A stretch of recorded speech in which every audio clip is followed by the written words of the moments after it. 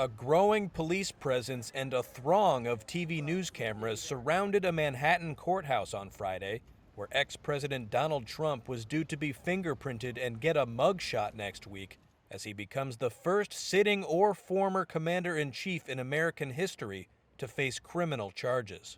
A lawyer for Trump said the former president will plead not guilty to the charges related to a hush money payment to porn star Stormy Daniels made just days before the 2016 presidential election. Another Trump attorney said he will not be handcuffed when he is expected to surrender on Tuesday under the terms of a deal agreed to by the Office of Manhattan District Attorney Alvin Bragg. Legal experts said any potential trial is still at least more than a year away, meaning it could occur during or after the presidential campaign. Such a high-profile case would make it hard to find a pool of jurors who are not just impartial, but also willing to serve on what will likely be the most consequential political trial in American history, says former federal prosecutor Renato Mariotti. Very difficult to find jurors who've never heard of Donald Trump, don't have an opinion about the man.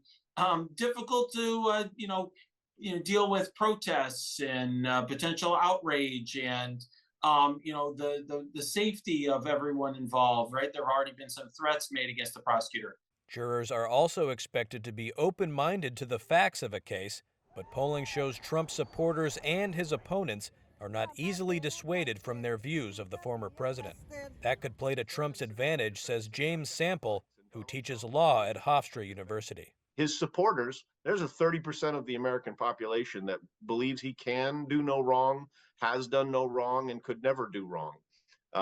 That 30% of the population, they may end up on the jury, and that could be part of the way that the defense may have a strategy of trying to find that one juror, trying to find those two jurors who might vote to acquit. But Sample also notes that a court of law is a different arena than the court of public opinion. Spin won't matter, facts will matter, the law will matter, and just as happened between Election Day in November of 2020 and the certification of the vote on January 6, 2021, in that in-between period, every single time the president took his election denial efforts to court, in court where facts and law actually mattered, he lost. Trump's expected appearance before a judge in New York as he seeks the Republican nomination in the 2024 presidential race could further divide the country. After being indicted, Trump said he was, quote, completely innocent and indicated he would not drop out of the race.